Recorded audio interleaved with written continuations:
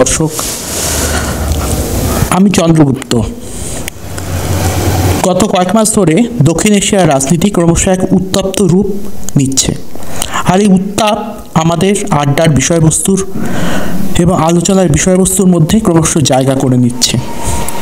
এই বিষয়ে একাধিক প্রিন্ট এবং ইলেকট্রনিক মিডিয়া বিভিন্ন খবর যাচাই না করেই প্রকাশ করছে। ইউটিউবের মতো প্ল্যাটফর্মও এই একই সমস্যায় জর্জরিত। এক্ষেত্রে প্রতিরক্ষা বিষয়ক ইউটিউবাররা কোনো রকম তথ্যের ফ্যাক্ট ভেরিফিকেশন না করেই বিভিন্ন খবর ইউটিউবে তুলে দিচ্ছে।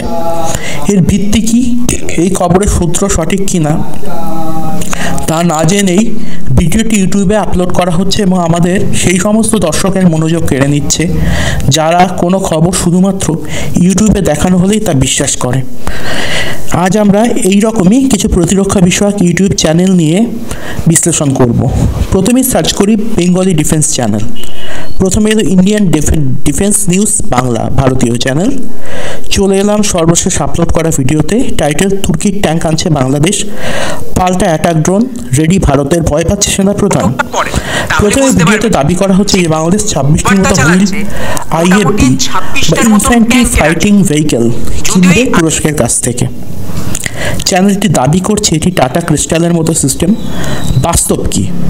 বাংলাদেশ তুরস্কের কাছ থেকে যে সিস্টেম কিনতে চাইছে তার নাম টুলপার লাইট ট্যাঙ্ক। মূলত এটি টুলপার চেসের ওপর জন ককরেল 3105 টারেট এবং ইটালিয়ান কোম্পানি লিওনার্ডোর 105 মিলিমিটার কামান বসানো হয়েছে। অর্থাৎ এই সিস্টেমটি অনেকটা ডিআরডিওর এবং লারসন অ্যান্ড টুব্রো যারা তৈরি করা লাইট ট্যাঙ্কের সমতুল। এবার বলি টাটা ক্রিস্টাল প্রসঙ্গে। এখনও পর্যন্ত ডিফেন্স মিডিয়া একে মাল্টিরোল হুইল্ড আর্মার প্ল্যাটফর্ম বললেও বাস্তবে এটির একমাত্র আর্ম পার্সোনাল ক্যারিয়ার বা এপিসি ভ্যারিয়েন্টটি বাজারে এসেছে। তাই একে টুলপার সিস্টেমের সঙ্গে তুলনা করা কোনো মতেই সম্ভব নয় এবং সেটা সঠিকও নয়।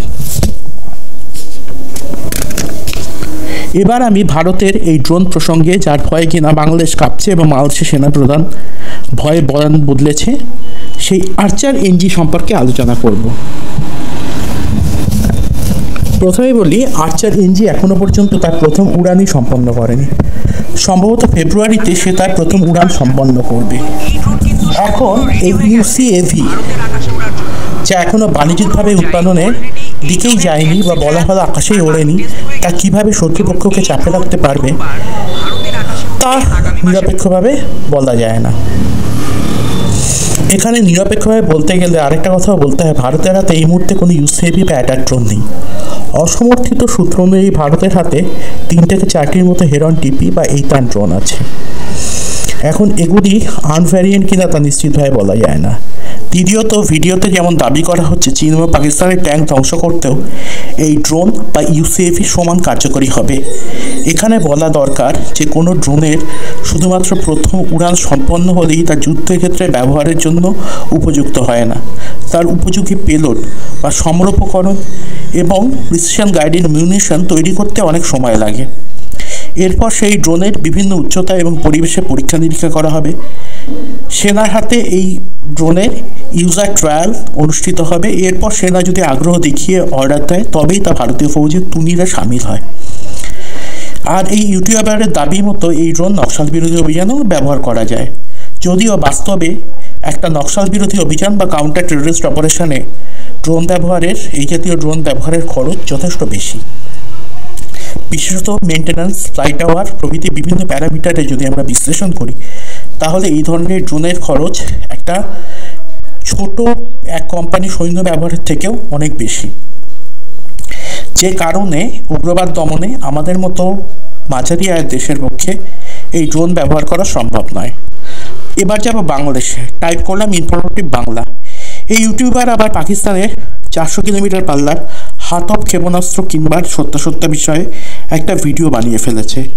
এই ইউটিউবার দাবি করছে বাংলাদেশে তুরস্ক থেকে বোরাখান বা বোরা মিসাইল কেনার তোড়জোড় হচ্ছে। এইবার বলা দরকার, এই ভিডিওতে এমটিসিআর এর প্রসঙ্গ বারবার এসেছে। এমটিসিআর কি? এমটিসিআর হলো এমটিসিআর অর্থাৎ মিসাইল টেকনোলজি কন্ট্রোল রেজিম বা ক্ষেপণাস্ত্র প্রযুক্তি নিয়ন্ত্রক সংগঠন বা সংস্থা, যা একাধিক দেশের সংযুক্ত গোষ্ঠী দ্বারা বিশ্বজুড়ে গণবিধ্বংসী অস্ত্র বিক্রিকে নিয়ন্ত্রিত বা নির্বাপিত করতে চায়। এখানে একটা কথা মনে রাখতে হবে, অন্তত এটা খাতায় কলমেরা এই ধরনের কাজ করলেও বাস্তবে একটু অন্যরকম ঘটনাই ঘটে থাকে। যাই হোক, এই ইউটিউবার বলছে যে এফডিসিআর এর সদস্য যেহেতু বাংলাদেশ নয়, তাই বাংলাদেশ কখনোই ক্ষেপণাস্ত্র বিক্রির ক্ষেত্রে এফডিসিআর এর সহযোগিতা পাবে না।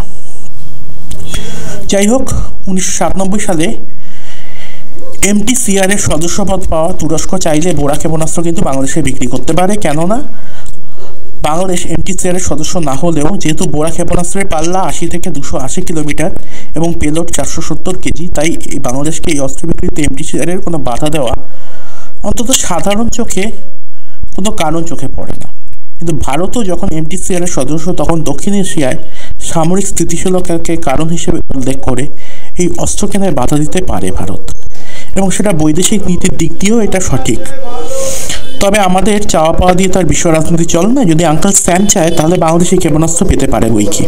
এখানেও একটা প্রশ্ন আছে, বাংলাদেশ ক্রমশ ভারত বিরোধিতা এবং ইসলামিক চরমপন্থা যেভাবে একটা নির্দিষ্ট কেন্দ্রের দিকে এগোচ্ছে, তাতে এই মুহূর্তে গোটা বিশ্ব কিন্তু বাংলাদেশের দিকে তাকিয়ে আছে, এবং বাংলাদেশ এইভাবে নিজেকে সামরিক সজ্জায় সুসজ্জিত করলে সেটা দক্ষিণ এশিয়া এবং অন্যান্য দেশগুলির ক্ষেত্রে খুব ভালো বার্তা পাঠাবে না, এবং ইউরোপীয় ইউনিয়ন এবং অন্যান্য দেশগুলো এই ধরনের অস্ত্র কেনার ক্ষেত্রে বাংলাদেশকে বাধা দিতে পারে।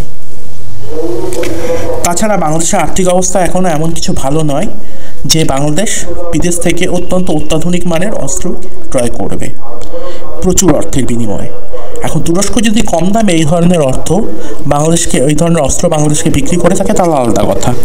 এবার ফিরে আসি মূল প্রসঙ্গে। আমার এই ভিডিওটা তৈরির উদ্দেশ্য কিন্তু কোনো ইউটিউবারকে নিয়ে ব্যঙ্গ করা ছিল না, বরং ভিডিও বিশ্লেষণ এবং সমালোচনা করে একটা নতুন ধরনের প্রতিবেদন আপনাদের সামনে পেশ করা। আর এছাড়াও আরও একটি বিষয় রয়েছে, আমি চাই যে এই ভিডিও তৈরির মাধ্যমে আপনারা আপনাদের বিশ্লেষণও কমেন্ট বক্সে লিখুন। ভিডিওটা ভালো লাগুক মন্দ লাগুক, বা যদি আপনাদের মনে হয় যে আমি সঠিক ভিডিও তৈরি করে সঠিক কাজ করিনি, সেটাও আপনার কমেন্ট বক্সে লিখুন। কমেন্ট বক্স ওপেন আছে, আপনারা পক্ষে বা বিপক্ষে নিজেদের মতামত যাচাই করুন, কিন্তু স্বাধীনতা বজায় রেখে। পরিশেষে আসি আরেকটি বিষয়ে, বর্তমানে ভারত বিদ্বেষ কেন বাংলাদেশের ক্রমশ তার প্রশাখা বিস্তার করছে, সেটা নিয়ে আমরা পরবর্তী একটি ভিডিওতে আলোচনা করব। আমরা দেখব কিভাবে এই ভারত বিদ্বেষের শেকড় 1757 পলাশীর যুদ্ধ থেকে শুরু করে আজ পর্যন্ত তার বিভিন্ন রূপ নিয়েছে। যাই হোক, ততদিন পর্যন্ত আপনারা সকলে ভালো থাকবেন।